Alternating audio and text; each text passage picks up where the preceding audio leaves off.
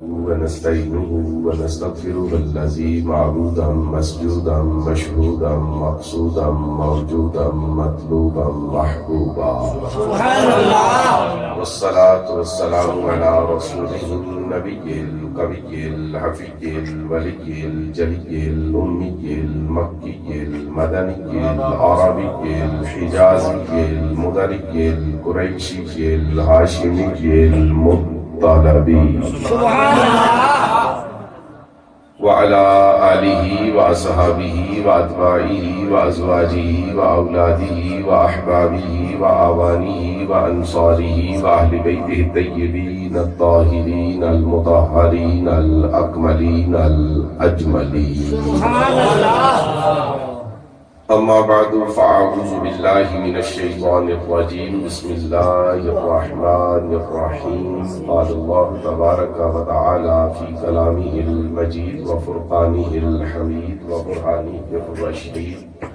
وإذ قال عيسى ابن مريم يا بني إسرائيل إني رسول الله إليكم مصدقا لما بين يدي من التوراة ومبشرا برسول يأتي من بعد اسمه أحمد سبحان الله صدق الله العظيم إن الله وملائكته يصلون على النبي يا أيها الذين آمنوا صلوا عليه وسلموا تسليما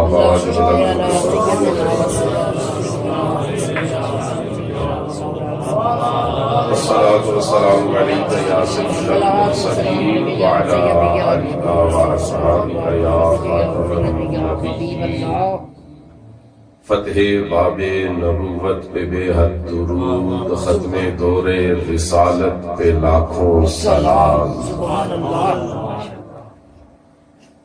میری زبان پہ جب نبی کا نام آتا ہے بڑی تسکین ملتی ہے بڑا آرام آتا ہے اور یا رسول اللہ کا نعرہ وہ اسم اعظم ہے پکارو جب بھی مشکل میں یہ فوراً کام آتا ہے ایسا تراشا پتھروں کو نگینہ بنا دیا صحرا کو مسکرا کے مدینہ بنا دیا اور دونوں جہاں کے پھولوں کی خوشبو نچوڑ کر رب نے میرے رسول کا پسینہ بنا دیا واجب صد احترام لائق صد تکریم فاضل جلیل عالم نبیل خطیب شیریں لسان خطیب نکتہ داں خطیب اہل سنت سرمایہ دین و ملت میرے قابل فخر دوست حضرت علامہ مولانا حافظ قاری محمد انعام اللہ جلالی صاحب خطیب اعظم دربار عالیہ سلیمان پارس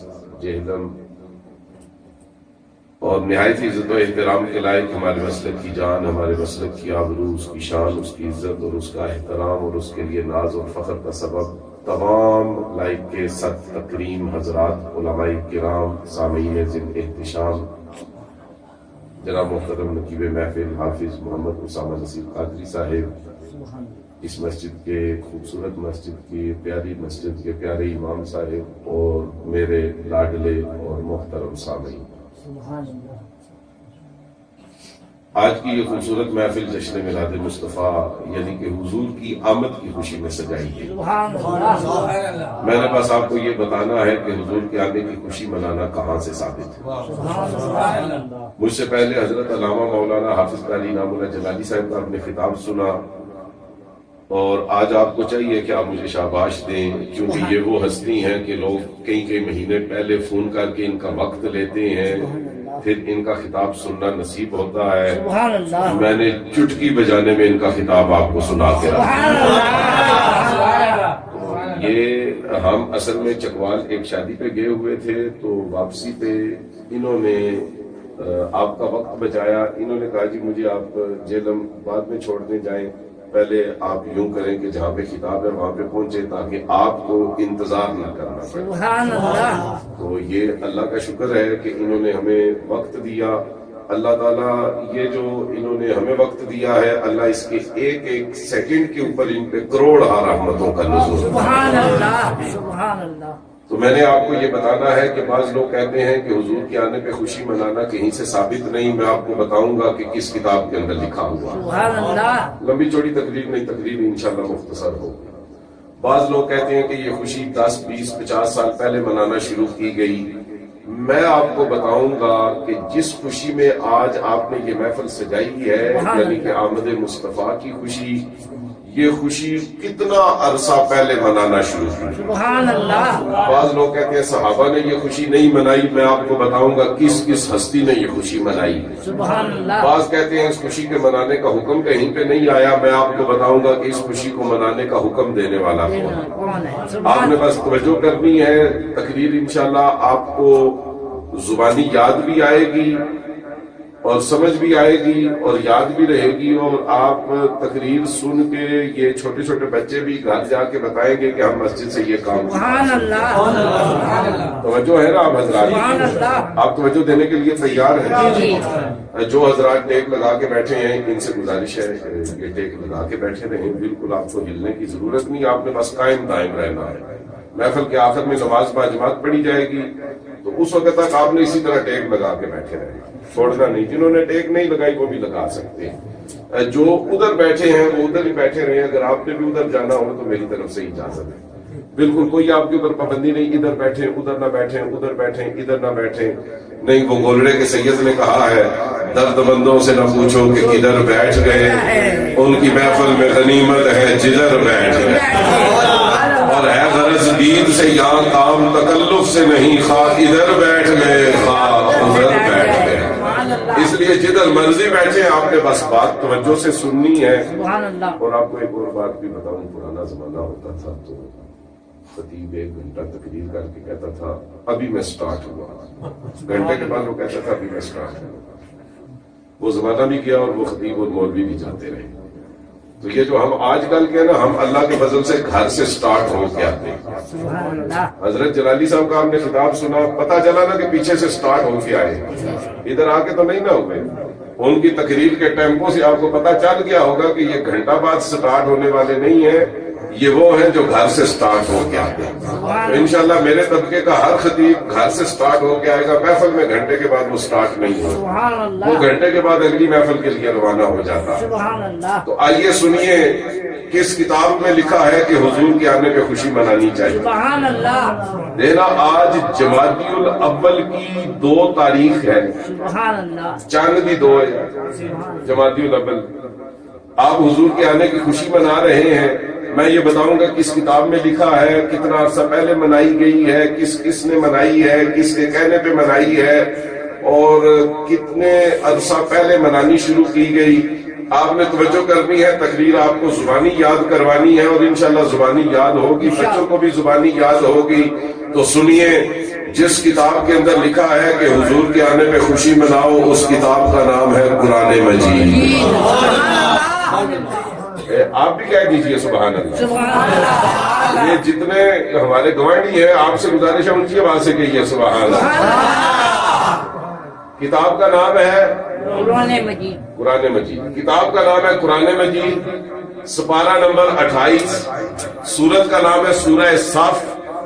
آیت نمبر ہے 6. یہ باتیں آپ نے یاد رکھنی ہے. کتاب کا نام ہے قرآن مجید. سپارہ نمبر 28. سورت کا نام ہے سورہ صف. یہ جو صف ہوتی ہے اس کے نام کے اوپر سورت کا نام ہے. سپارہ نمبر 28. سورت کا نام ہے سورہ صف. آیت نمبر 6. اللہ تعالیٰ ہمیں یہ بتا رہا ہے کہ حضرت عیسیٰ علیہ السلام نے اپنی قوم بنی اسرائیل کو جمع کیا اور جمع کر کے ان کے سامنے 3 ضروری اعلان کیے. اب آپ نے بھی اور آپ نے بھی اعلان سننے ہیں.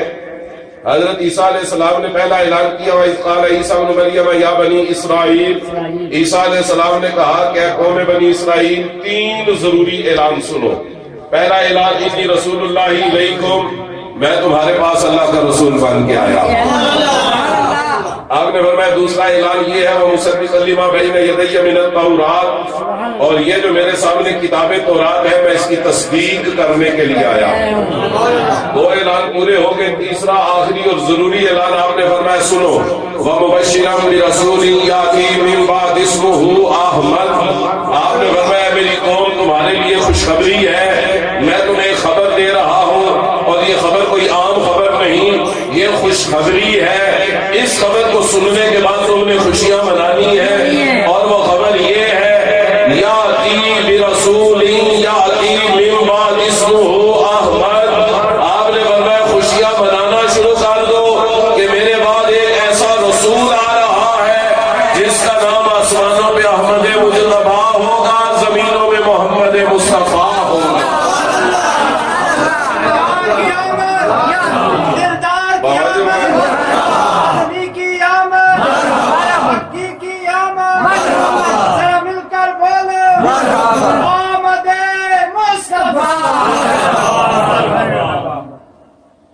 ईसा अलैहिस्सलाम ने फरमाया मेरी कौम खुशखबरी है, मेरे बाद वो रसूल आ रहा है जिसका नाम अहमद मुजतबा होगा, सुभान अल्लाह। मोहम्मद मुस्तफा होगा।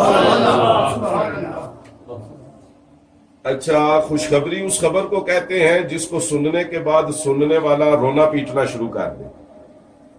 ऐसे ही आप तो साउंड चलाते हैं, आप तो रोजाना महफिलों में जाते हैं। खुशखबरी उस खबर को कहते हैं जिसको सुनने के बाद सुनने वाला रोना पीटना शुरू कर दे। क्यों बेटा? खुशखबरी उसे कहते हैं जिसको सुनने के बाद सुनने वाला हाल दवाई डाल दे, रोए पीटे। यानी कि आपका कहना है कि वो खुशखबरी नहीं जिसको सुनने के बाद सुनने वाला परेशान हो जाए, रोना शुरू कर दे। तो आपका कहना यह है खुशखबरी उस खबर को कहते हैं जिसको सुनने के बाद सुनने वाला खुशी मनाना शुरू कर दे। ऐसा ही है ना? बस आपको मुबारक हो, आपने कुरान की आयत की तशरीह कर दी। सुभान अल्लाह। ईसा अलैहिस्सलाम ने फरमाया मेरी कौम तुम्हारे लिए खुशखबरी है, मेरे बाद मोहम्मद अरबी तशरीफ ला रहे हैं। जरा ज़ौक़ से सीना खोल के गई है सुबह। आपने फरमाया खुशखबरी है,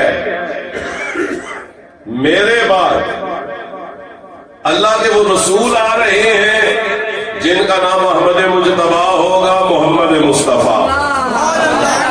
यानी कि आपने फरमाया मेरी कौम खुशियां मनाओ, अल्लाह के आखिरी रसूल आ रहे हैं, खुशियां मनाओ। ऐसा कौम तो फिर आखिर से कौम बनी इसराइल, तो उसने कहा अच्छा खुशियां मनाते हैं, कब आएंगे? आज, कल, परसों, नहीं, हफ्ते बाद, नहीं। ऐसा जिस रसूल के आने पे आप हमें कह रहे हैं खुशियां मनाओ, साल बाद आएंगे? आपने फरमाया नहीं। कब आएंगे? आपने फरमाया अब मैं ऐलान कर रहा हूं कि वो आएंगे, मेरे ऐलान करने के 600 साल बाद वो अल्लाह के रसूल तशरीफ लाएंगे। 600 साल बाद आएंगे। आप मुझे ईमानदारी से बताइए, मैं आपसे कहूं जी महफिल के बाद तबरुक तकसीम होगा, आप पूछें जी महफिल से कितनी देर बाद? मैं कहूं जी महफिल के बाद इशा की नमाज होगी, फिर दुआ की जाएगी, दुआ के फौरन बाद तबरुक तकसीम होगा। ये तो है खुशखबरी, ऐसा ही है जी। अगर मैं कहूं जी महफिल हो जाएगी तबरुक 600 साल के बाद मिलेगा, तो आप कहेंगे ये तो खुशखबरी नहीं, ये तो बड़े अफसोस की बात है। क्योंकि अगर खुशी के मिलने में वक्फा हो तो खुशी खुशी नहीं रहती। लेकिन कुर्बान देखे ना, आप अपने बेटे से को बेटा कब मैट्रिक पास होगा तुम्हारा? वो कहे जी 600 साल के बाद। आपके यहाँ जो वोट लेने वाले आए, आप उनसे पूछें जी बताएं क्रोंटा में गैस कब लगेगी? वो कहे जी 600 साल के बाद। खुशखबरी तो ना हुई। खुशखबरी तो तब है आज ऐलान हो, कल तख्ती लग जाए, फीता कट जाए, खुदाई हो जाए, पाइप पड़ जाए, मीटर लग जाए, चूल्हे जल उठे, हीटर भी चलने लगे, लैंप रोशन हो जाए, गीजर पानी गर्म करने लगे, 2 हफ्ते के अंदर अंदर तो खुशखबरी है। लेकिन अगर 600 साल के बाद आपको बताया जाए गैस लगेगी तो खुशखबरी नहीं है। पता चला अगर नेमत के मिलने में देर हो तो खुशखबरी नहीं रहती। लेकिन कुर्बान जाइए, ईसा अलैहिस्सलाम अपनी कौम से कह रहे हैं अल्लाह के रसूल ने 600 साल बाद आना है, तुम अभी से खुशियां मनाना शुरू कर दो। अच्छा, मैं आपसे कहूंगा सारी बात मौलवी पे ना छोड़ें, आप खुद भी सोचें। ईसा अलैहिस्सलाम ने हुजूर के आने से 600 साल पहले अपनी कौम से कहा खुशियां मनाओ। सुभान अल्लाह। भाई आप सारे पर्या पंचायतों में बैठने वाले लोग हैं, बात है पर्या की, यानी कि मुदल्लल बात करती।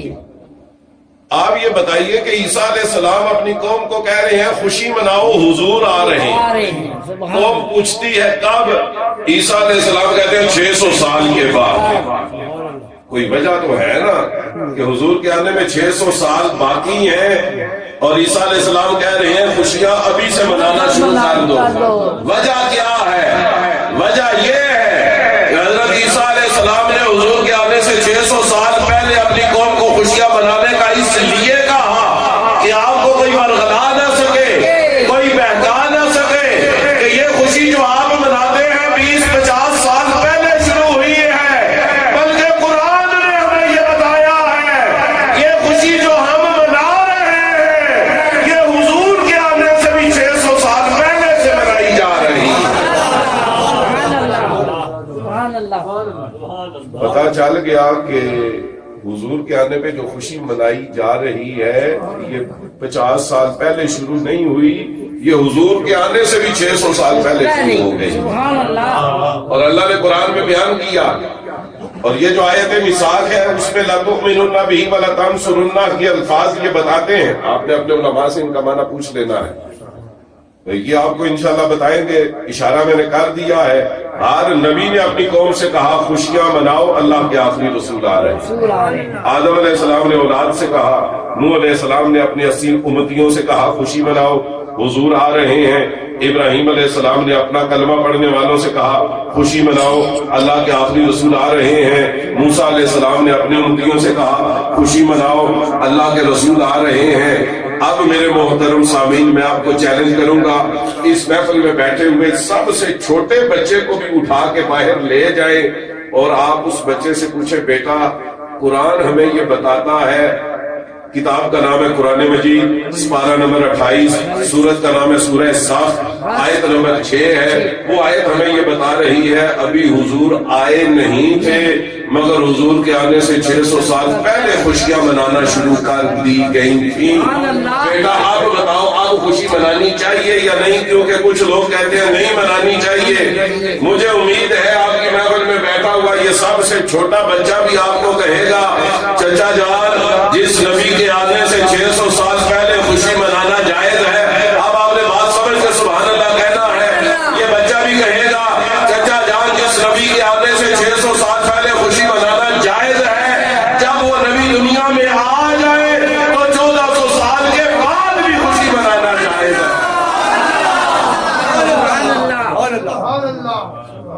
آپ بھی کہہ دیجئے سبحان اللہ، ذرا ہاتھ اٹھا کے کہہ دیجئے۔ پتا چلا حضور کے آنے پہ خوشیاں تو 600 سال پہلے سے منانا شروع کی، حضور کے آنے سے بھی 600 سال پہلے۔ اچھا اب صرف 20 منٹ کی تقریر کے بعد مجھے آپ کی قابلیت کے اوپر اتنا یقین ہو گیا ہے کہ آپ اتنے لائق لوگ ہیں۔ آپ پہاڑوں کے اندر رہتے ہیں نا، سبحان اللہ۔ اور علامہ اقبال نے فرمایا تھا فطرت کے مقاصد کی کرتا ہے نگہبانی، یا بندہ صحرائی یا مرد کوہستانی۔ آپ کوہستانی ہیں، کوہستان پہاڑیوں کو کہتے ہیں، آپ پہاڑوں میں رہنے والے ہو۔ علامہ اقبال نے فرمایا تھا کہ دین کا کام اگر کوئی کر سکتا ہے یا صحراؤں میں رہنے والے کرتے ہیں یا پہاڑوں میں رہنے والے کرتے ہیں۔ سبحان اللہ۔ مجھے آپ کی قابلیت کے اوپر اتنا یقین ہے کہ آج کے بعد اگر آپ سے کسی نے پوچھا نا خوشی منانا کہاں سے ثابت ہے حضور کے آنے کی، بلکہ آپ تو بڑے لوگ ہیں، آپ کے بچوں سے بھی کسی نے پوچھا نا، جس نے آج تقریر سن لی ہے اور سمجھ لی ہے، یہ بچے بڑے ہو گئے، کالجوں میں گئے، یونیورسٹیوں میں گئے، باہر کے ملکوں میں چلے گئے، اگر ان سے کسی نے پوچھا نا کہ حضور کے آنے پہ خوشی منانا کہاں سے ثابت ہے، مجھے بڑی پکی امید ہے یہ بچے کہیں گے کتاب کا نام ہے، ذرا اونچا بولے، کتاب کا نام ہے، سپارہ نمبر، سورت کا نام، کھڑک کے بولے سورت کا نام، آیت نمبر، اور کون سے پیغمبر کہہ رہے ہیں خوشی مناؤ، اور حضور کے آنے سے کتنے 100 سال پہلے کہہ رہے ہیں، اور کس کے کہنے میں کہہ رہے ہیں۔ پتا چلا جو حضور کے آنے میں خوشیاں مناتا ہے وہ بدعت نہیں کرتا بلکہ وہ حکم خدا پہ بھی عمل کر رہا ہوتا ہے، سنت انبیاء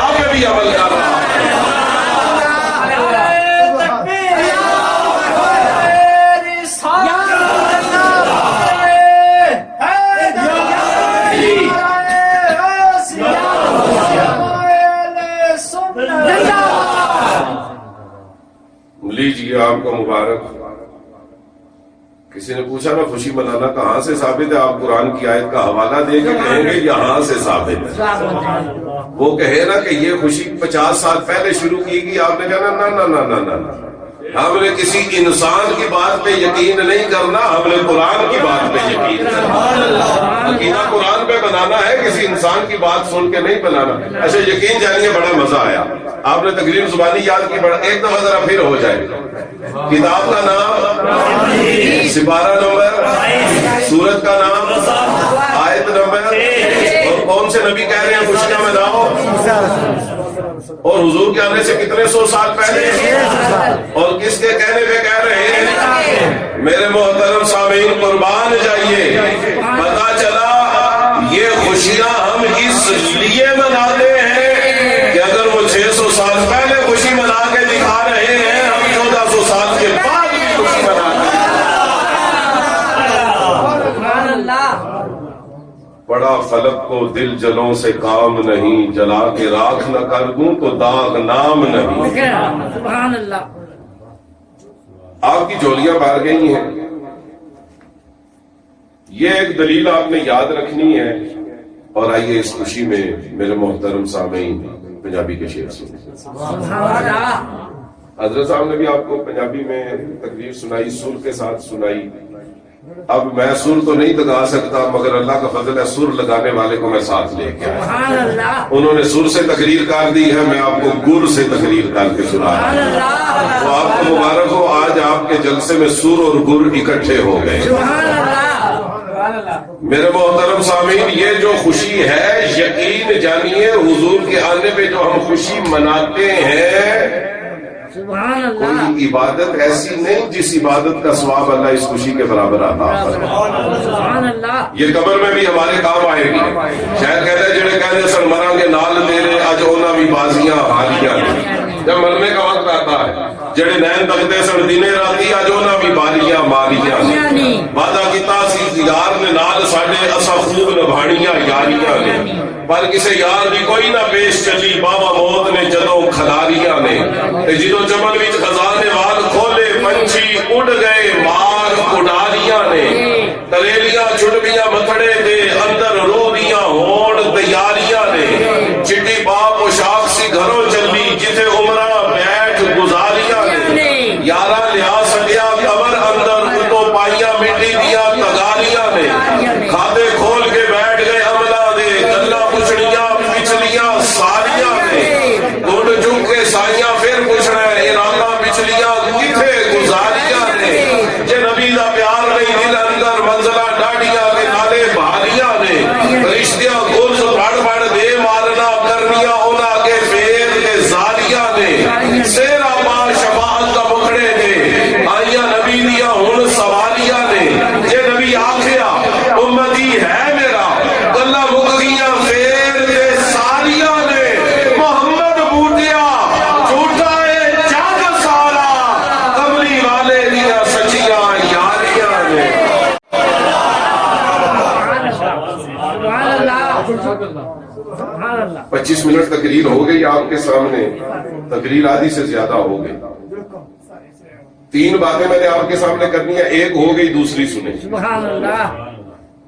آپ کو پتا ہے یہ جب نعرہ لگتا ہے نا نعرہ، تو ہر بندے کا جواب دینے کا اپنا طریقہ ہے. سبحان اللہ.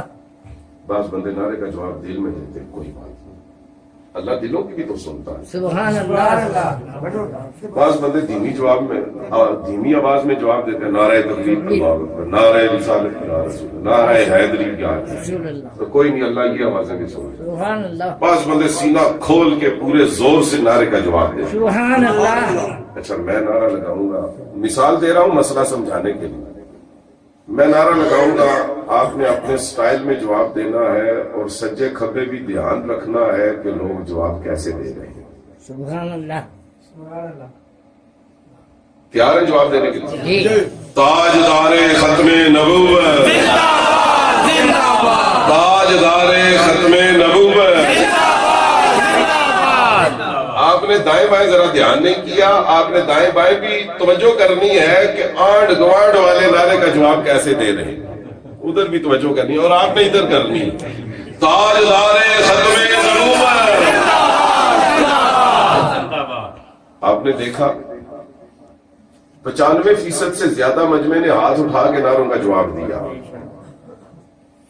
آج علماء کی موجودگی میں یہ عاجز مسکین آپ کو ایک نصیحت کر رہا ہے، بلکہ وصیت سمجھ لیں، جب بھی آپ حضور کی شان سنیں تو ہاتھ اٹھا کے کہیں سبحان اللہ. ہاتھ ضرور اٹھائیں. سبحان اللہ.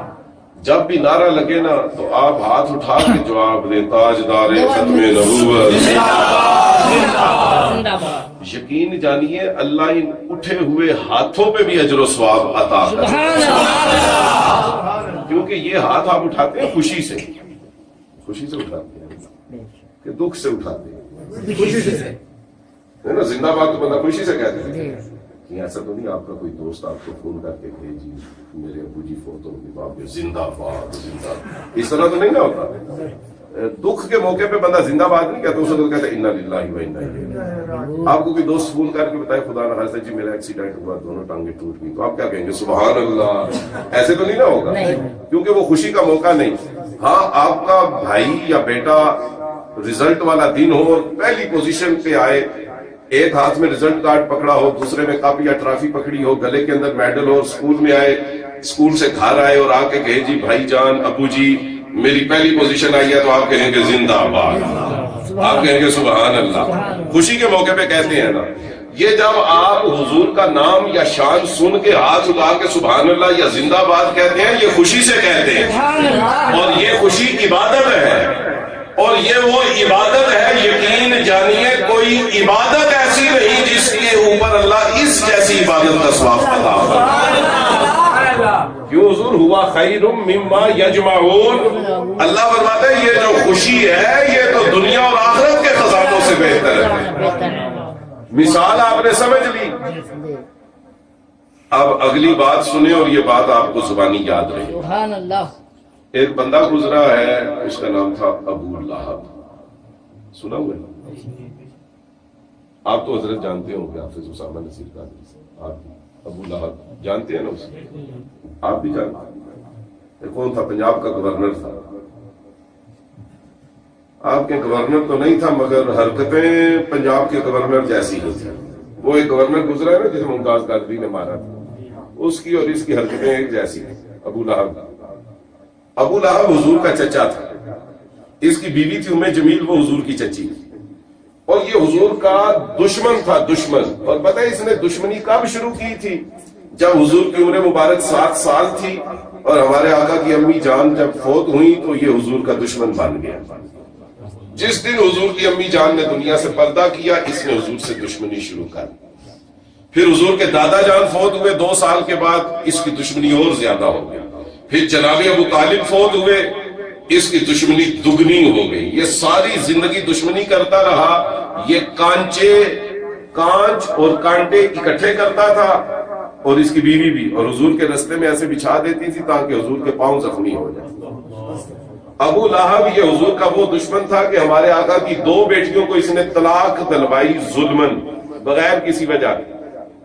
اور جب حضور کی ایک بیٹی اجڑ کے ہجرت کر کے مکے سے مدینے جا رہی تھی، اونٹ کے اوپر بیٹھی ہوئی تھی، یہ ابو لہب تھا جس نے ہمارے آقا کی بیٹی کا پاؤں پکڑا، اونٹ کے اوپر بیٹھی ہوئی، اور وہاں سے پکڑ کے کھینچ کے زمین کے اوپر دے مارا. اتنا بڑا یہ گستاخ، اور اتنے زور سے ہمارے آقا کی شہزادی کو گرایا کہ ان کے پیٹ کے اندر بیٹا تھا وہ ضائع ہو گیا. میرے محترم سامعین، اتنا بڑا یہ دشمن تھا حضور کا. طلاقیں دلوا کے بھی اس کا سینہ ٹھنڈا نہیں ہوا. اونٹوں سے پٹاک کے اس نے حضور کی بیٹی کو نیچے مارا، اور آپ زخمی حالت میں مدینہ منورہ پہنچے. اور حضور نے انہیں اس حال میں دیکھا تو حضور کی آنکھوں سے آنسوؤں کی لڑی جاری ہو گئی. بیٹی کا دکھ آپ کو تو پتہ ہے نا، دکھیا دیگا دکھیا جانے. کسی کی بیٹی ہو تو وہ بیٹی والے کا دکھ سمجھ سکتا. میرے محترم سامعین، پھر اللہ کا قہر اس بندے پہ نازل ہوا، اور علماء دیوبند کے سیرت نگار ادریس کاندلوی نے اپنی کتاب سیرت النبی کے اندر لکھا ہے کہ مرنے سے پہلے اس کو بیماری لگ گئی. اس بیماری کا نام ہے ادسا، اور اس بیماری میں ہوتا یہ ہے کہ چھوٹا پیشاب ناک کے رستے سے باہر آتا ہے اور بڑا پیشاب منہ کے رستے سے باہر آتا ہے۔ اس کے 10 بیٹے تھے، 10 اس کی نویں تھیں اور بے شمار پوترے پوتریاں دوتریاں تھیں۔ اچھا، میں پنجابی کے لفظ اردو کے اندر ٹھوک رہا ہوں، آپ نے برا محسوس نہیں کرنا، کیونکہ یہاں پہ میں اردو دانی کے جوہر دکھانے نہیں آیا، آپ کو تقریر سمجھانے کے لیے آیا۔ تو لہذا تقریر سمجھانے کے لیے اگر مجھے پنجابی کا لفظ ٹھوکنا پڑا، میں نے وہ ٹھوک دینا ہے، انگلش کا ٹھوکنا پڑا وہ ٹھوک دوں گا، کیونکہ مطلب آپ کو بات سمجھانا ہے۔ تو اس لیے گرامر کی پابندی ہم نے نہیں کرنی، ہم نے آپ کو بات سمجھانے کی کوشش کرنی۔ جس طرح مستری کو آپ ثابت اینٹ دیتے ہیں اور آپ نے اسے اجازت دی ہوتی ہے کہ دیوار بنانے کے لیے چاہے اس کو ٹوٹا بنائے، ڈیلی بنائے، کونا بنائے، بس دیوار پوری کرے، ٹھیک ہے نا۔ دیوار بنانے کے لیے اسے اینٹ میں توڑ پھوڑ کی اجازت ہے، اس لیے خطیب کو تقریر سمجھانے کے لیے زبان میں توڑ پھوڑ کی اجازت ہے۔ تو اس کے ابو لہب کے 10 پتر، 10 نویں، بے شمار پوترے پوتریاں تھیں اور یہ مرنے کے قریب تھا اور گھر کے سین کے اندر تڑپ رہا تھا، اور اس کی ساری اولاد اس کی ذلت کا اور عذاب کا منظر دیکھ رہے تھے، اور وہ دیکھ رہے تھے چھوٹا پیشاب ناک کے رستے سے نکلتا جا رہا ہے اور بڑا پیشاب منہ کے رستے سے خارج ہوتا جا رہا ہے۔ ایسی ذلت کی موت آئی۔ آپ یقین سے کہیے، ایمان سے بتائیے، جو حضور کی بیٹیوں سے یہ سلوک کرے اس کا حال یہی ہونا چاہیے، گستاخ رسول کا یہ انجام ہونا چاہیے۔ اور پھر جب یہ مر گیا تو اس کا جسم پھولنا شروع ہو گیا، اور اتنا سوجا اس کا جسم، ادھر کھڑے ہونے والے کو ادھر کھڑے ہونے والا بندہ نظر نہیں آتا، اور اس کے جسم سے اتنی بدبو نکلی کہ اس کے اپنے گھر والے بھی اور مکے کے لوگ بھی اپنے گھروں کو چھوڑ کے بھاگ گئے اور پہاڑوں پہ چڑھ گئے، مکہ خالی ہو گیا۔ اس کے بیٹوں نے مزدور بلائے، مزدور، اس کی لاش کو دفنانا ہے، ٹھکانے لگانا ہے، کیونکہ کوئی عام بندہ تو ہاتھ لگانے کے لیے تیار نہیں تھا۔ تو مزدور قریب گئے تو اس کی بدبو اتنی تھی ان کا سانس بند ہو گیا، اور وہ گھبرا کے واپس بھاگے۔ اس نے اس کے بیٹوں سے کہا نہیں، ہم سے یہ کام نہیں ہو سکتا، یہ ہم سے اوپر ہے، کسی اور کو بلاؤ۔ پھر اس کے بیٹوں نے مزدوروں کو زیادہ اجرت دی اور ان مزدوروں کو طریقہ بتایا کہ اس کی لاش کو کیسے ٹھکانے لگانا ہے۔ اب آپ نے دیکھنا ہے، اس کے بیٹوں نے مزدوروں سے کہا اس طرح کی ایک رسی دو اور اس کے ایک سرے پہ کڑا بناؤ، اور کڑا بنانے کے بعد اس کے پاؤں کا نشانہ لے کے ایسے گھما کے اس کڑے کو پھینکو کہ وہ جو رسی کا کڑا ہے اس کے پاؤں کے اوپر ایسے آ جائے، اور جب اس طرح آ جائے تو پھر اس رسی کو کھینچو، کڑا جو ہے وہ ٹائٹ ہو جائے اور اس کا پاؤں اس کڑے کے اندر پھنس جائے۔ جب پھنس جائے تو پھر اس رسی سے اس کی لاش کو ایسے گھسیٹنا شروع کر دو، گھر سے باہر نکالو، پھر گھسیٹتے گھسیٹتے مکے کی گلیوں سے باہر نکالو، اور جن گلیوں میں یہ پھر حضور کے رستے میں کانٹے بچھاتا تھا انہی گلیوں سے اس کی لاش کو گھسیٹ کے نکالا گیا۔ اور اس کے بیٹوں نے کہا کہ لاش جب وہاں پہ بہت بڑا گڑھا کھودو، اور گڑھا کھودنے کے بعد لمبے لمبے بانس لو اور بانسوں کے ذریعے اس کی لاش کو ایسے دھکے دے دے کر گڑھے کے اندر گراؤ، پھر اوپر پتھر پھینکو کہ پتھروں سے لاش ڈھک جائے، بدبو باہر آنی بند ہو جائے، اور پھر مٹی ڈال کے زمین برابر کر دو۔ پھر ایسا ہی ہوا، گستاخ رسول کا یہ انجام۔ صحیح بخاری کی پہلی جلد کے اندر لکھا ہے کہ جب اس کی لاش دفن ہو گئی مرنے کے بعد، اریہ بعض اہلہ فی المنام، اس کے گھر والوں نے اسے خواب کے اندر دیکھا اور اس سے پوچھا فما بالو کا، دنیا میں تو بہت برا انجام ہوا، قبر میں کیا حال ہے؟ انہوں نے کہا بشر ہیبا، جو دنیا میں حال تھا قبر میں اس سے بھی برا حال ہے۔ گھر والوں نے پوچھا قبر میں کیا ہوتا ہے؟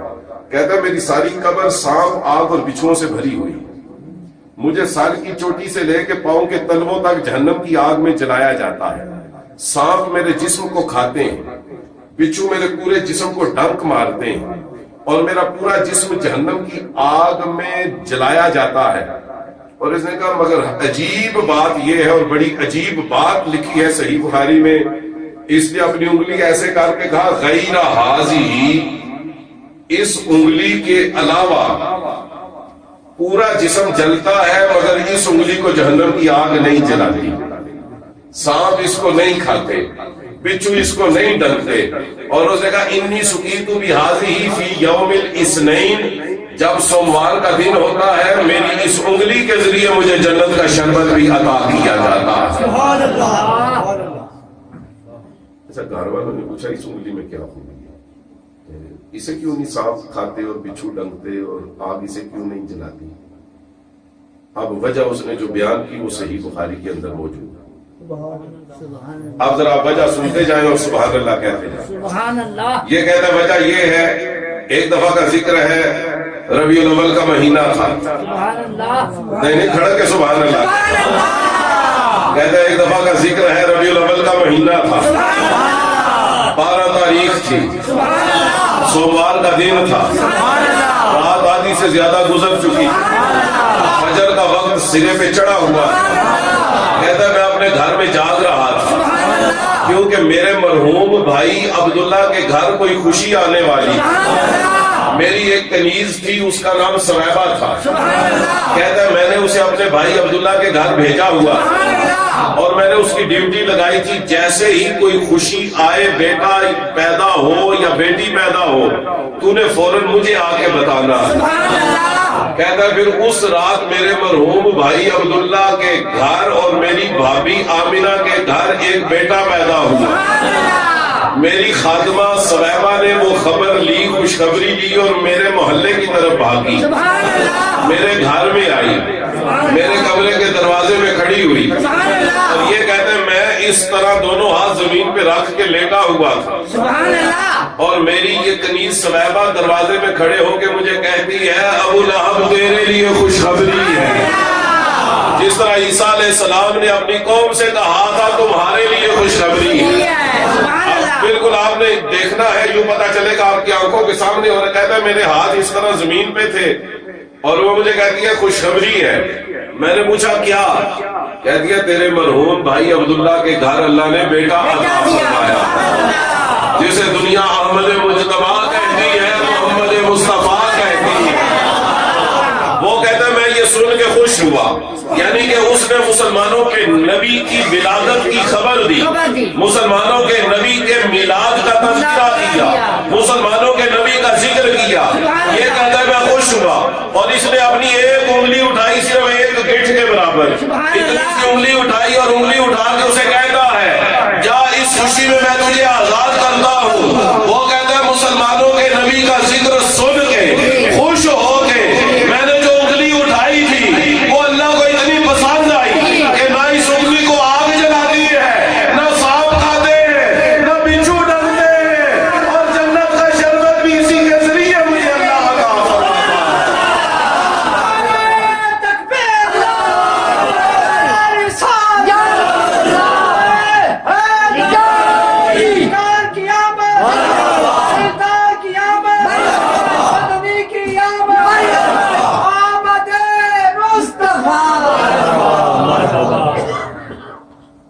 پتہ چلا نا حضور کی آمد پہ، حضور کا ذکر سن کے جو خوشی ہم دکھاتے ہیں یہ کوئی کافر بھی دکھائے تو اللہ اسے نواز دیتا. صرف اتنی سی انگلی اس نے اٹھائی، ایک گٹھ اٹھائی، اللہ اس پہ مہربان ہوا یا نہیں؟ اب اگر آپ کو سمجھ آئے تو آپ نے سبحان اللہ کہنا، نہ سمجھ آئے تو آپ نے چپ رہنا، لیکن سبحان اللہ کہنا ہے سمجھ گئے. ذرا سوچئے حضور کی آمد پہ اگر ایک کافر خوشی میں انگلی اٹھائے اللہ اسے اتنا نواز دیتا ہے. اس نے حضور کا ذکر سنا، انگلی اٹھائی، اللہ نے اتنا نوازا. جب آپ حضور کا ذکر سن کے دونوں ہاتھ اٹھاتے ہوں گے اللہ کتنا مہربان ہوتا. دیکھیے نا ماشاءاللہ آپ کی مسجد ہے، آپ کے وہ وڈیرے جنہوں نے اس مسجد کی زمین دی اللہ ان پہ کروڑوں رحمتیں نازل، جنہوں نے یہ مسجدیں بنائی اللہ دنیا اور آخرت ان کی، جو اس مسجد کے ساتھ تعاون کرتے ہیں اللہ ان کی ساری خواہشات، اللہ انہیں سر بلند رکھے. یہ دیکھیں آپ نے مسجد سجائی، یہ جھنڈیاں مجھے پکا یقین ہے کسی نے الیکشن جیتنے کی خوشی میں نہیں لگائی. بات ٹھیک ہے. یہ جو بینر لگے ہوئے ہیں کسی نے سکول میں پاس ہونے کی خوشی میں نہیں لگائے، حضور کی محفل کی خوشی میں لگائے. آپ کے بچوں نے یہ جھنڈیاں لگانے کے لیے کتنی محنت کی ہے. پہلے انہوں نے نیچے میز رکھے ہوں گے، گھوڑی منگوائی ہوگی، سیڑھی لائی ہوگی، اوپر چڑھے ہوں گے، ہاتھ ادھر کیے ہوں گے، کیل ٹھونکے ہوں گے، دھاگے پکڑ کے باندھے ہوں گے, جھڑیاں لگائی ہوں گی, کتنی محنت کی ہے. سوچئے یہ حضور کی آنے کی خوشی میں سب کچھ کیا ہے. ارے ابو لہب حضور کے آنے کی خوشی میں انگلی اٹھائے, اللہ اتنا کچھ عطا فرما دیتا ہے. جن بچوں نے یہاں تک ہاتھ کافی دیر تک رکھے ہوں گے, اللہ انہیں بھی بہت کچھ عطا. اب تو زور سے کہیے, اب تو انہوں نے بھی خود بہت سبحان اللہ کہا ہے. پتا چلا یہ خوشی بڑی خوشی. اور علامہ ابن حجر اسقلانی نے اس ابو لہب کے واقعے کے اوپر 2 شعر 4 مصرے کہے. ابن حجر اسقلانی وہ ہے ساری زندگی ضعیف اور موضوع روایات کے تعاقب کے اندر گزری. جرح و تعدیل کے بے تاج بادشاہ تھے, کھوٹے اور کھرے کو علیحدہ کر دیتے تھے. جو لوگ کہتے ہیں نا یہ واقعہ موضوع ہے یا ضعیف ہے, وہ اس سوال کا جواب دیں کہ اگر یہ واقعہ ضعیف ہوتا یا اس کے اندر کوئی فالٹ ہوتا تو ابن حجر اسقلانی جیسی ہستی اس واقعے کے اوپر شعر نہ کہتے. اور ابن حجر اسقلانی نے شعر کہا کمال کر کے رکھ دیا. ابن حجر اسقلانی فرماتے ہیں ان کان ھذا کافرا جاء ذمہ تبت یدا وفی الجحیم مخلدا اتی انه فی یوم الاثنین یخفف عنه للسرور باحمدا فما الظن بالعبد الذی عاش امورہ مسرورا باحمدا ومات موحدا. اب میں سلیس اردو میں جٹکی زبان میں ان شعروں کا ترجمہ سنانے لگا ہوں, سمجھ آئے تو سبحان اللہ, نہ آئے تو آپ نے چپ رہنا ہے. گھر جا کے سمجھ آئے اس وقت سبحان اللہ. مسجد میں نماز پڑھنے کے بعد سمجھ آ جائے اس وقت سبحان اللہ. رات کو سونے لگے اس وقت سمجھ آ جائے تو اس وقت ہاتھ اٹھا کے, لیکن سمجھ آئے تو پورے زور سے کہنا ہے سبحان اللہ. اور گھر والے پوچھے تو یہ ٹھیک ہے, آپ کہیں جی بالکل ٹھیک ہے, مسجد میں ادھار کر کے آیا تھا, کھاتا کلیئر کر رہا ہوں. اس لیے آپ نے سمجھ کے سبحان اللہ کہنا, اور سمجھ آئے تو آپ نے سینہ کھول کے پورے زور سے سبحان اللہ کہنا کہ پورے علاقے کو پتا چلے مسجد میں بیٹھے ہوں کو کسی بات کی سمجھ آئی ہے. ابن حجر اسقلانی فرماتے ہیں لوگوں سوچو, وہ ابو لہب تھا, ہم مسلمان ہیں, وہ کافر تھا, ہم صاحب ایمان ہیں, وہ گستاخ رسول تھا, ہم عاشق رسول ہیں, وہ نبی کی بے ادبی کرتا رہا, ہم نبی کا ادب کرتے رہے, وہ ساری زندگی حضور کی گستاخی کرتا رہا, ہم ساری زندگی حضور کی غلامی کرتے رہے. اس نے زندگی میں ایک دفعہ خوشی منائی, دوبارہ نہیں منائی, ہم ہر سال خوشی مناتے ہیں. ابن حجر اسقلانی فرماتے ہیں لوگوں ذرا سوچو, جس نے حضور کے آنے میں ایک دفعہ خوشی منائی اللہ نے اسے اتنا عطا فرما دیا ہے, اور جو ساری زندگی ہر سال خوشی مناتے ہیں اللہ انہیں کیا سے کیا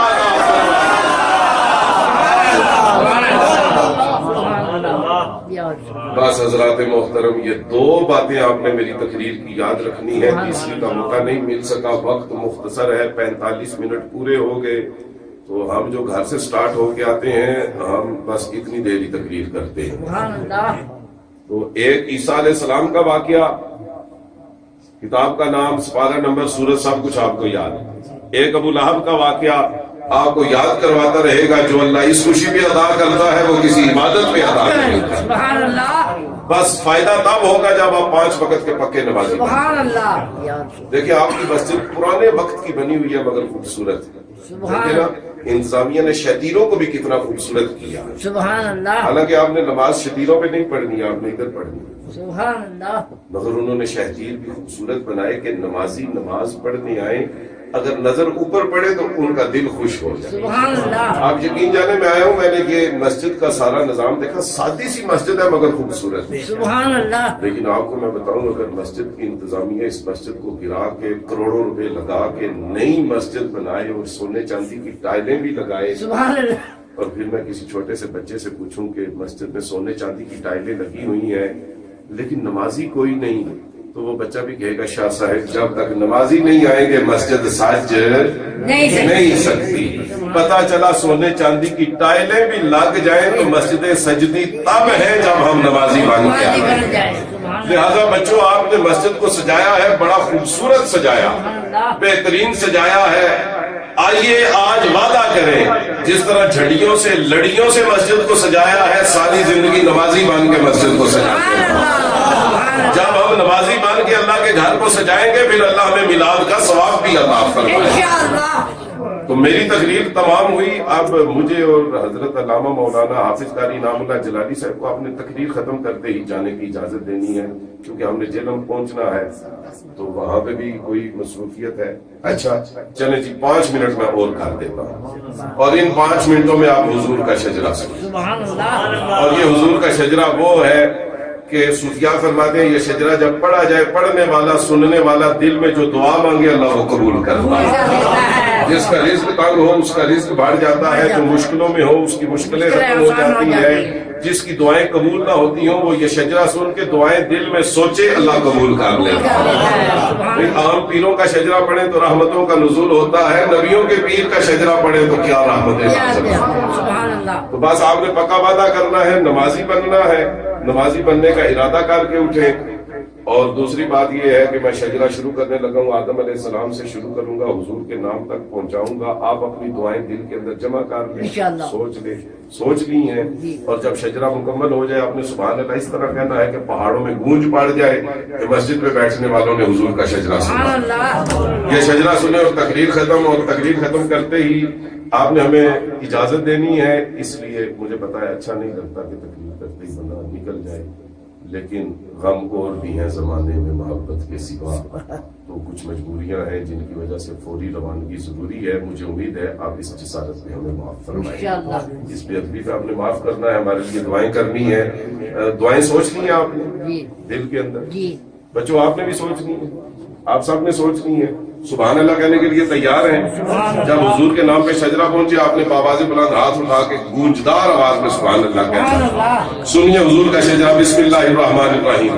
اللہ نے اپنے نبی کا نور رکھا آدم علیہ السلام کے سینے میں, پھر آدم علیہ السلام کے بیٹے شیس علیہ السلام کے سینے میں رکھا, پھر شیس علیہ السلام کے بیٹے انوش, انوش کے بیٹے کینان, کینان کے بیٹے مہلائیل, مہلائیل کے بیٹے یارد, یارد کے بیٹے ادریس علیہ السلام, ادریس علیہ السلام کے بیٹے متوشالح, متوشالح کے بیٹے لامک, لامک کے بیٹے نوح علیہ السلام, نوح علیہ السلام کے بیٹے سام, سام کے بیٹے فشاد, الفشاد کے بیٹے شالک, شالک کے بیٹے عابد, عابد کے بیٹے فالق, فالق کے بیٹے ارغو, ارغو کے بیٹے شاروق, شاروق کے بیٹے ناہور, ناہور کے بیٹے طارق, طارق کے بیٹے ابراہیم علیہ السلام, ابراہیم علیہ السلام کے بیٹے اسماعیل علیہ السلام, اسماعیل علیہ السلام کے بیٹے کیدار, کیدار کے بیٹے حبل, حبل کے بیٹے ناب, ناب کے بیٹے سلامان, سلامان کے بیٹے حمیسہ, حمیسہ کے بیٹے یسا, یسا کے بیٹے اوراد, اوراد کے بیٹے اور کے بیٹے عدنان, عدنان کے بیٹے معاد, معاد کے بیٹے نزاد, نزاد کے بیٹے مزر, مزر کے بیٹے الیاس, الیاس کے بیٹے مدرکہ, مدرکہ کے بیٹے خزیمہ, خزیمہ کے بیٹے کنانہ, کنانہ کے بیٹے مالک, مالک کے بیٹے فہر,